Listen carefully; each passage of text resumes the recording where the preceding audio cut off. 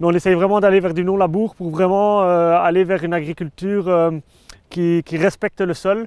On essaye vraiment de restocker du carbone sur l'exploitation. Donc voilà, et tout doucement, on essaye d'essayer le semis direct. Mon oncle couvrait déjà pas mal les terres. Et petit à petit, en me renseignant, je me suis dit pourquoi pas faire plus d'associations dans les couverts. Et à force de tester un peu, parce que je vois que ça fonctionne, parce qu'une année, une plante va prendre un peu plus le dessus que l'autre, et donc va vraiment nous apporter du positif.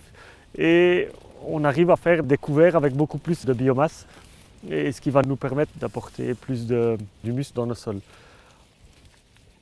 Et donc ici, c'était une parcelle de petits pois qui était assez bien abîmée. Et après les petits pois, on a décidé d'implanter un colza associé. Donc comme on le voit, on doit chercher un peu après le colza. Le colza est associé avec de la févrole, du trèfle d'Alexandrie, du trèfle blanc nain, de la lentille et du fenugrec.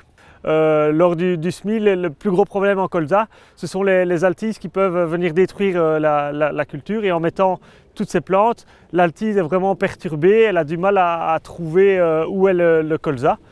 Et donc tout ce qui est févrole et trèfle d'Alexandrie va geler ici durant l'hiver.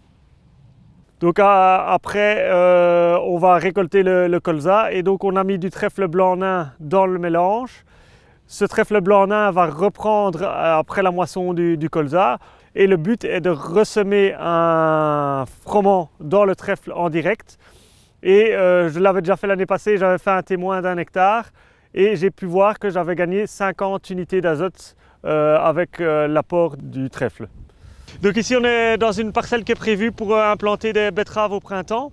Et donc on a semé un mélange de facélie, il y a du Niger, de la moutarde d'Abyssinie, il y a un peu de pois fourragé, un peu de févrole, de la vesse, du tournesol. On implante toutes ces différentes espèces pour essayer d'avoir différents types racinaires, des plus superficiels, des plus profonds. Dans le mélange, il y a donc des légumineuses pour essayer d'apporter un peu d'azote naturellement également, de fixer l'azote de l'air, comme on le voit ici avec la févrole. On voit qu'il y a des nodosités sur la racine. Les couverts, sur une partie, on essaye aussi de les faire pâturer par les moutons afin de commencer une destruction naturelle. Donc ici, on est sur une parcelle qui était en petits pois cette année, en pois de conserverie. Donc après la récolte, je l'ai reprise légèrement. J'ai implanté un couvert avec du tournesol, du chou fourragé, du radis, un peu de facélie et un peu de moutarde.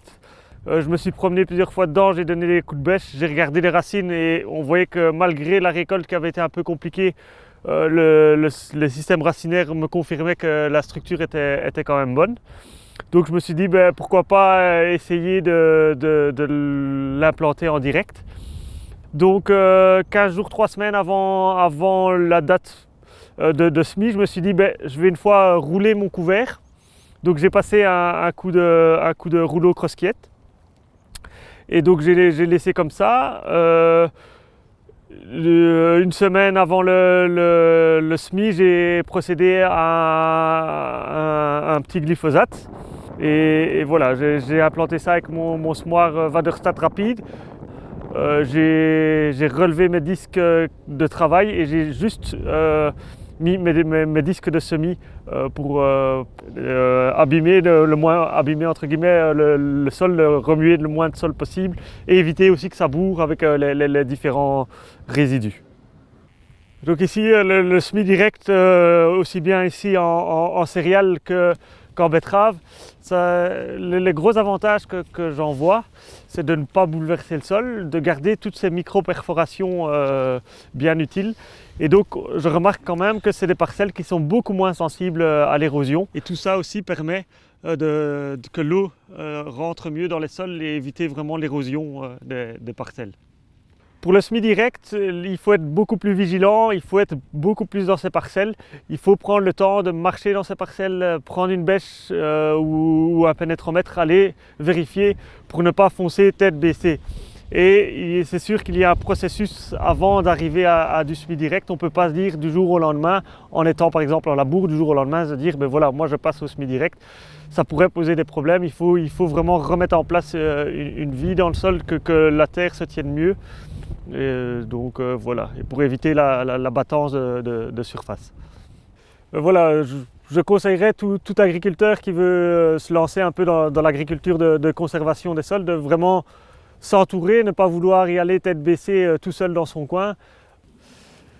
Les couverts ont vraiment pris depuis quelques années une place vraiment plus particulière dans notre système parce qu'on remarque que il ne faut pas le gérer comme une obligation.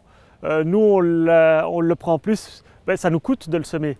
Donc pourquoi ne pas vraiment aller chercher le maximum de ce couvert et d'en retirer des bénéfices. Et le fait de mettre des bons couverts, on voit que la vie du sol se porte mieux, qu'on a des terres qui drainent beaucoup mieux et que voilà, on ne le voit vraiment pas comme une contrainte, on le voit vraiment comme du positif. Et c'est une culture, c'est pas une interculture, c'est une culture, un couvert est une culture pour nous.